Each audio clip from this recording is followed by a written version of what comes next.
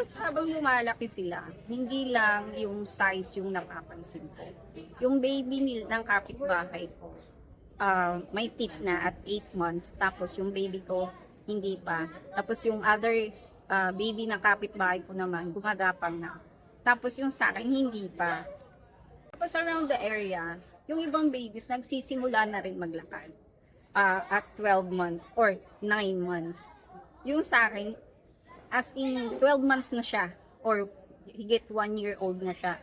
Alam mo yung hindi mo naman gusto na i-compare yung anak mo sa iba. Pero kapag nakikita mo kasi sila na sabay palaki, mapapansin mo talaga at doon na naman mapapatanong ka sa sarili mo. Dahil ba premature siya? Kailangan ba niya talaga ng more time o kailangan ko nang magtanong sa doktor?